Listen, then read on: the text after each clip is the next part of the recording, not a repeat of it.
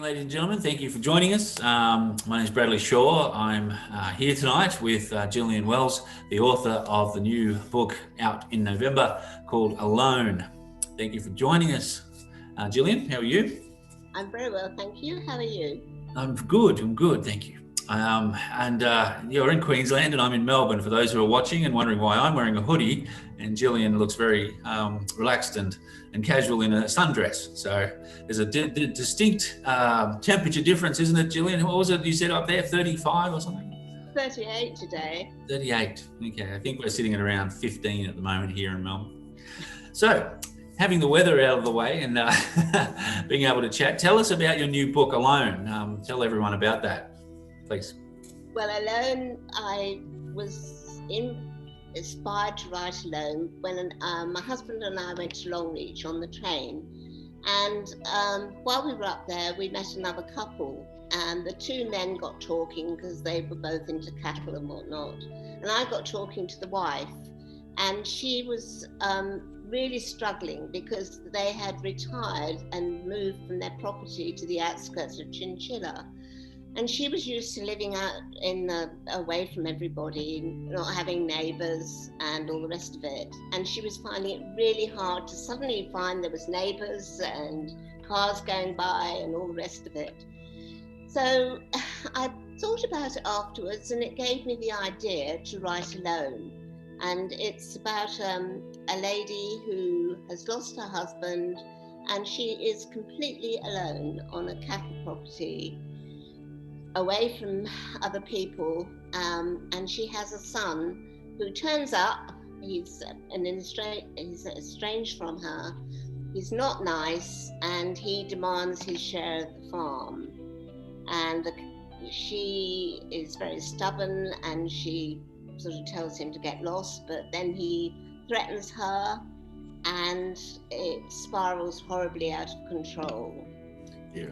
And there's a lot about cattle and, well, quite a bit about cattle and farming and all the rest of it. But the theme is the son and the mother and their relationship. And then she finds the body of a dead man in the creek. She doesn't know who this man is, but she's worried that it's related to her son. So she calls the police, and so a new policeman turns up, and she becomes friends with him, and she quite enjoys their friendship, but there's a little niggle at the back of her mind that she can't quite trust him. There's one or two things don't add up. And then there's another guy turns up, an artist, and he also, there's a few things about him she's not quite sure of. They both like the look of Rachel. So anyway, it sounds a bit convoluted, but it's good fun. And I've decided that I know a little bit about being on your own and coping on your own, because there are some jobs that you actually need two people for. It's very well. Most people can do most things on their own if they have to, but there are some times that you need two people, and I try to show that in the book as well. Especially on a farm or on the land out in the remote areas. If you fall down and break your leg, or you're stuck out in the paddock, it's a hell of a job to get back, let alone trying to get to help when someone. That's right, exactly. Yeah. So you got to be very conscious. Yes. I remember my son, years ago, actually accidentally knocked himself out, and he was right away from the house and all the rest of it, but he got his mobile in his pocket, and when he came to, he actually called an ambulance. The first thing his wife knew about it was when the ambulance went flying by. Wow, yeah. Well, that's what it is. That's what happens. I mean, it's good you got reception at least out there too. I was lucky. But so this book is really it's it's written in Brisbane, in Queensland, rural, you say, is it? Or yes, it's set in Western Queensland. yeah, The lady that I met, as I say, came from Chinchilla. I haven't based it on an exact spot, but it's about 30 k's from a small town, and Roma does feature in it quite a bit because that's the main big metropolis in the story. But so it comes into play a few times. and how long did it take you to write the book? What sort of timeline did you have? I suppose it took me about 9 months, probably. And Yes, it was about 9 months because we met the couple in late March, early April, and I finished it, I think, probably December. Yeah. Okay. So is that a disciplined writing? How often do you write? Like how many hours a day, or what's your process for writing? Well, when my husband was alive, I just had to fit it in with him, especially in the last little while because he wasn't well. So I had to fit it in between doctor's appointments and hospital appointments and looking after him. So it was just a case of sitting down and writing when I've got time. Yep. Now I've got time to do it whenever I feel like it, but I find that I'm no more disciplined than I was then. The habit is still set up around doing other things first. Yes. Yeah. I think it's because I love writing, and it's kind of a hobby in a sense. And I was always brought up that work comes first and pleasure comes second, and I probably haven't even got out of that yet. Yeah. So did you find writing in the morning or writing in the evening or midnight bursts of energy? What sort of writing do you have? I don't have midnight bursts of energy because I get up really early in the morning. I get up about 5:30, so it would be morning mostly, and some in the afternoon as well. Yeah. Evenings, because with family and whatnot, I always used to shut the computer down and not go back to it. Yep. Usually in the evenings, so evenings are a no. Yeah, it's probably try and relax and get away from it. It's probably safer that way too, yeah, because you can end up just working all through, the night. So sometimes, but that's good. So with this, with your writing process, because you've written a number of books. What is this, the 10th or 11th? What is that? 10th. I'm writing the 10th at the moment. Yeah, so you're on to 10 books. Wow. So what's the most difficult part for your sort of artistic process? Like what do you find the most challenging? Like some people say that the getting started can be difficult. Some people say that the reviewing of rewriting things is difficult. Editing is horrible. What is for you the hardest part of the art? The hardest part of all is making it believable, because I like things to be believable. Yeah. I don't like things to be too far-fetched, if you like. Yeah. Well, I don't say that I don't read things that aren't far-fetched, but for me, if I write something, I want it to be believable. Yeah. And sometimes you think, oh, for goodness sake, that couldn't have happened, and you just have to sit and think, how would it happen? Yeah. So that's probably my biggest challenge. So with that, in that mindset, like if things have to be believable, and you're created a woman in a situation, dynamics with her son, dynamics with a new romance. I mean, what's for you, without giving too much away, what was in this book, particularly alone, the hardest, I guess, scene to write, or the element to write, to keep that reality in the sense? Well, I just wanted to make sure that I showed how difficult it is to be alone, mm-hmm. and coping with things that are not easy. I had something happened to me recently where I have a swimming pool with a thick cover over it, and the cover blew off the swimming pool in a gale and took the reel into the swimming pool. Oh. So I had to rush out. I had to drag the reel out of the pool. Then I had to, and it took me probably 20 minutes, half an hour to actually get the cover onto the reel, because I couldn't leave it as it was. Yeah. And then I was standing there hanging onto this thing for grim death, thinking, what the hell am I going to do now? Because I had my phone indoors and I didn't know what to do. And I'd got to somehow anchor the cover onto the reel. And then I had a brainwave. It's amazing what happens when you're in that situation. Now your brain kicks in. I thought, oh, I've got a belt on my jeans. So I took that off with one hand and managed to tie that around the middle of the cover, which gave me time to rush back indoors and get bits and pieces to hold the cover onto the Dear. So that just showed me that, there are times when you really do need two people.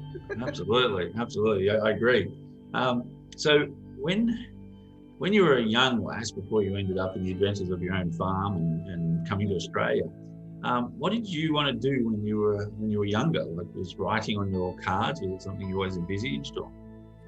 Yeah, writing was on my cards. At one point, I remember, because I loved writing even when I was quite small, and I remember very grandly telling my father I was going to be a writer, but I didn't actually know what I wanted to do in lots of ways. I was a very outdoorsy person, so I did lots of outdoorsy things like training horses and all the rest of it.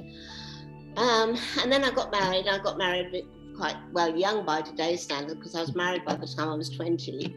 Yeah. So life got in the way, and apart from writing the odd letter to the newspaper if I was cross about something, and I started to write quite a few stories at different times, but never finished them. So I've always done a little bit of writing, and my brother's written books and whatnot. So it's obviously in the genes there somewhere. Oh, well done. Yeah, no, you're a very good writer. Like, I mean, for 10 books particularly.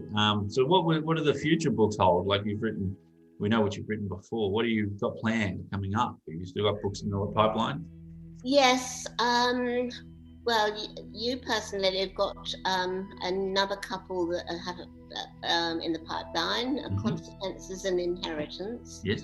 And then the one I'm writing at the moment is called, I'm not quite sure if I'm going to call it Lost or Missing, but it's actually about a young lad overhears his parents having a bit of a row, really.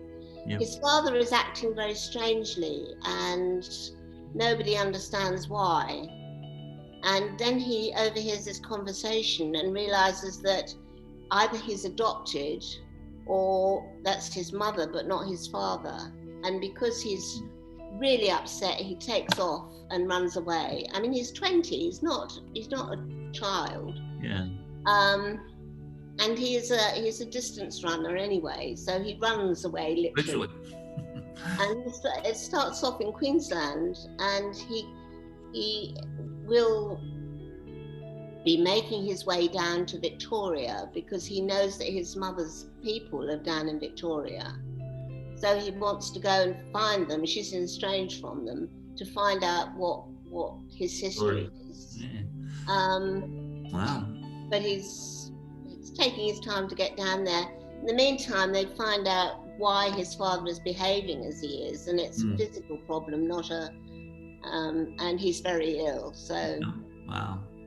Sounds a very structured story with interesting characters. Is one of the strengths, I think, in your writing is your characterizations. As you say, you make them believable and real people, without too much, I guess, deluded fantasies or pretense about them. It's really nice. So I do like reading your books.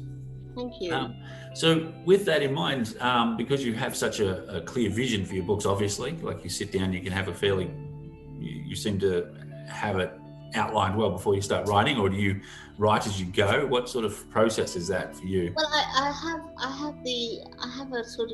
have the beginning and the end, and I have the vague outline of the story in mind, but then I tend to think that my characters tell me the story as they go along anyway. Yeah. I mean, with Consequences and Inheritance, I knew where it was going to go, but I didn't know the middle bit. Okay, but so the characters tell me the middle bit. So is it hard to stop? Do you make notes so you pick up from where you left before, so you know where you're up to, or know the points you have to cover as you're writing, or how do you structure it? You just go in and you just remember and just keep writing? I mostly remember. Just occasionally, if it's a character in the first chapter and I get to sort of 3/4 of the way through the book, I can't remember his name. So I try and write names down and things like that. You have a whiteboard with everybody on it with their names on it. This is Bob, John. Yeah. That's right. I try and write down the main points, but other than that, I don't write them down. No, there's big points that I have to remember. I write down. Yeah. So with that too, like if you're writing male characters, do you find that there's certain ways or certain things you have to learn about male characters to understand them better? Like you've had to evolve that style of writing. Like writing women for women can be easier, but sometimes for writers, writing the opposite sex is harder. I mean, how do you fight that challenge, or do you find? I just find it easy. Maybe I'm weird. No, that's fine. Some people do. I just, it's a case of getting into the mind of the person you're writing about, really, isn't it? Yeah. And to me, I can put myself in their position pretty well, and I just find it quite easy. Good. I don't have a problem with it. Well, you're one of the lucky ones. Well done. I find it really hard to write women, like depending on the structure and style of the woman. You know, there's so many elements to their emotional content that as a guy, sometimes you don't even think about things women can understand better. So men are pretty simple, I guess, for a woman to write because we have two stages. We're not really, that deep. Don't do yourself down. Hey? I said, don't do yourself down. Just out of curiosity, I mean, with all this writing and this way of writing, do you have something that you identify, I guess, as an interesting quirk of yours, like a personal thing that you do for writing, like your own do you have a particular pen? Do you wear particular socks when you're writing? Do you have to sit the chair at a certain angle? You know, like Sheldon on The Big Bang, how he has to have the seat and everything has to be right spots. No, I don't really. If it's a lovely day, I sometimes sit outside. I like to, if I'm thinking before I'm writing something, I like to look at the view because I have tremendous views where I live. So I either sit outside or I sit at the table roughly where I am now, and it looks beautiful and it's just peaceful and lovely, and that probably inspires me, I think. That sounds awesome. Yeah, I do live in the scenic rim, so it just tells you how beautiful it is. Okay, well done. So for you, having learnt and experienced, and you've spoken to a number of people as a writer, what do you tell people, like aspiring writers, what do you tell them about writing as the craft if they're looking to pursue something? What would you share with them? What do I share with them? Well, I tell them they need to sit down and write, and then that way they develop their characters and their style. Some people are just scared to put a pen to paper. Yeah. I actually look after the Boone Writers Group, and we're a very loose group really, because we don't have a sort of deep and meaningful meetings like some groups do. It's more a general discussion and sort of friendly chat. Yeah. So I just tell them to sit down and write, and there's a lady recently joined and she wasn't sure about writing, but she wanted to. So I said to her, just go away, and next time you come back, just read us a short story you've written. And she did, and it's given her a lot of confidence, and she's thinking, oh, this is great.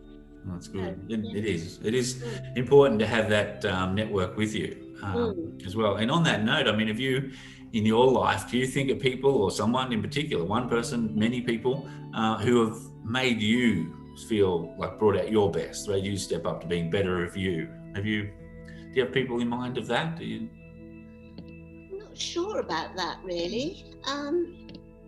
I've had quite a varied life, I suppose. Met some lovely people, which have probably inspired me, but I've also met some pretty horrible ones, and they've inspired me as well. They have they have a benefit as well, don't they, in writing? Well, that's exactly right. They say it's the safest way to kill your enemies in writing. So. Very true. So if you didn't love writing so much, what other things would you do that you would fill time with that you do? Oh, well, I've got 2 acres here to look after, so I've got a garden that I love to look after. I probably struggle more gardening here than I did in England. It's much harder because of the drought and whatnot. Yeah. So I love gardening. Yeah. And I enjoy cooking and, well, singing, but singing's been off the agenda for quite a while now, but hopefully we might get back to it at some point. Yeah, well, not now. I'm not going to ask you to do it now. Is it okay? Please don't. And of We'll course, have all our viewers turn off and disappear. It'll be like, what happened? Oh, she started singing again. Oh dear. And of course, I've always loved my horses. I haven't got a horse now, and I really miss that. But wow. I get half a chance to get on a horse, and I do. So good. Yeah. You rode a lot when you were younger, or mostly? Did you ride in England, or? Yes, I rode. I had my first pony when I was 3 or 4, and I've ridden all my life until we came out here, and I have ridden occasionally out here. But yes, I've done most horsey sports really. Yeah. I haven't actually ridden in a horse race. You have? No, I haven't. Oh, no. You haven't? No. But I've done a lot of fox hunting, cross country, show jumping, a little bit of dressage, but I didn't really enjoy that. I've done a lot of showing ponies and training horses and all the rest of it. Good fun. Yeah. Well done. So tell me about when you're writing. I mean, do you get a lot of feedback from readers, reviews and stuff? You've had some of your books published previously. Did you find that you got readers, you engage with them and sort of things, what they say and how that makes you feel? Yes, I've had some good feedback, not an awful lot, I have to say. But I haven't, touched wood, I haven't actually had really any negative feedback yet. Do you want me to put the light on? Yeah, you did just dim a bit there, didn't you? Sorry. Have you got a light there? Is it just going in the afternoon, is it? Yes, it's the sun that's going. Yeah, no worries. We'll be right back after this message from our sponsors. Sorry. I should cut away to an ad, shall we? Here we go. What was I saying before? Here's a sense. So you've had some feedback from your books and such, but what do you find what do you see as a literary success, like as an achievement as a writer? Is it the actual publishing? Is it just reading and just writing a book? Is it just, being able to construct a story correctly? Like, what's the success level for you, or you tell people? I think the greatest success level for me is when somebody's read a book that I've written and thoroughly enjoyed it, because I think then I've given them some hours of enjoyment. I like to think that I've made them laugh, and I like to think I've made them cry. Yes. Because it needs to be the whole span of emotions, really, to be a good book, I think. Yeah. And if I read a book, if it leaves me cold, then it hasn't done it for me. No, that's right. So, you do have to have that. Yeah. So I think that's it, really, and maybe frighten them a little bit, like with Alone. I hope that the readers that read it think, ooh, and turn the page quickly because they're worried about Rachel. Yeah. Good. Well, that's natural. I think she's a very compelling character. Like, she's in a unique situation as well, for a woman as well, or a man. Anyone alone is vulnerable. So how old were you when you wrote your first book? And, like when you started writing your first serious, attempt? Well, I mean, the first things I wrote were for my grandchildren, the serious things. Yeah. I mean, as I say, I've written lots of things all through my life, but so I was in my 60s probably. Yeah, okay, that's good.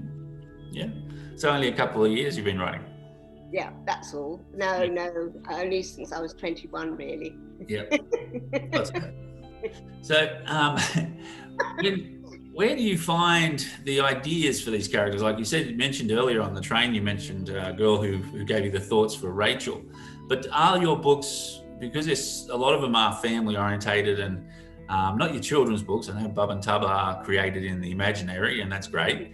And they're naturally associated to farming, the lifestyles and such. But what the more family dramatic books that you have established, what ways did you see creating those characters? What inspired you to find those people in those stories?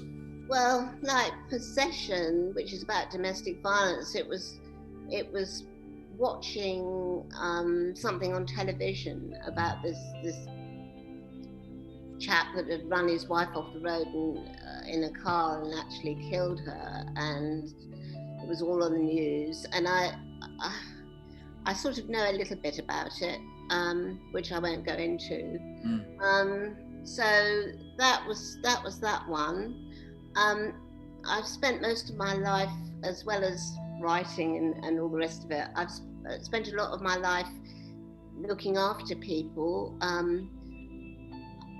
Both my parents, well, not my dad really, my mother, my husband's mother, and my husband had an invalid brother in a wheelchair who probably in today's world would have been a lot better off, but he was born at the wrong time, and he was very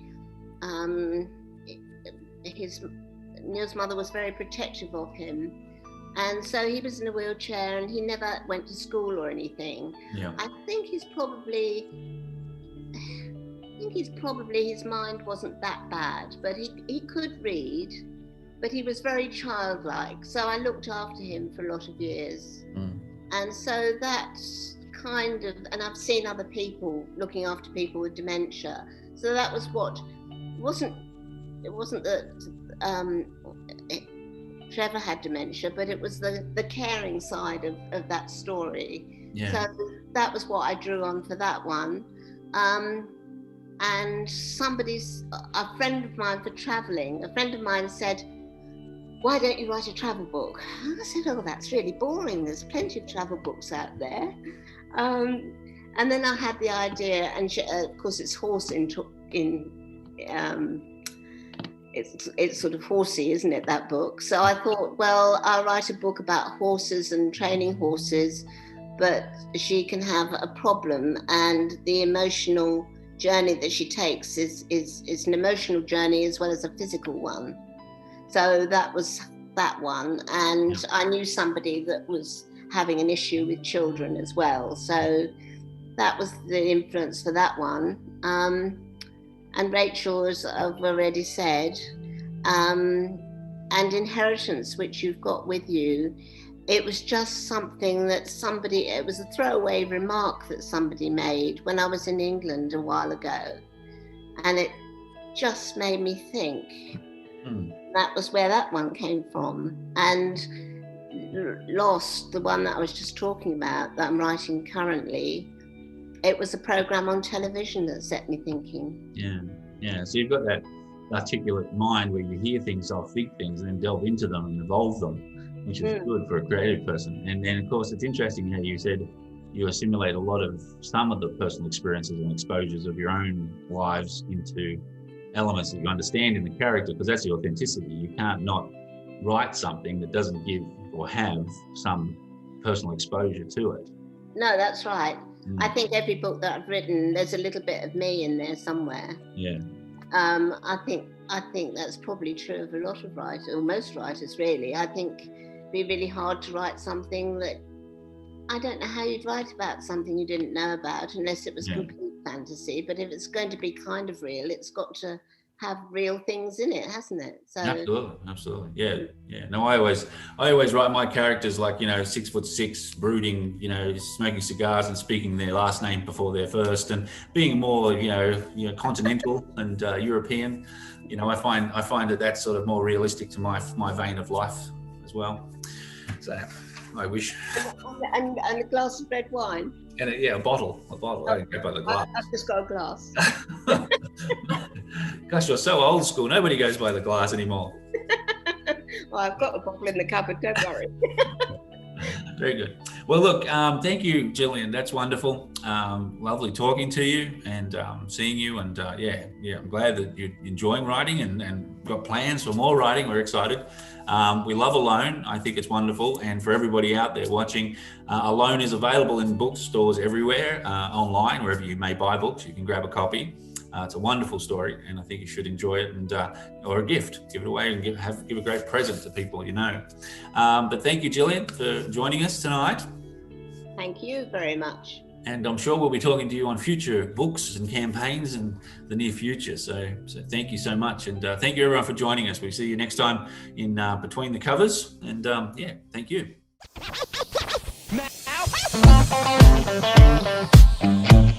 Now.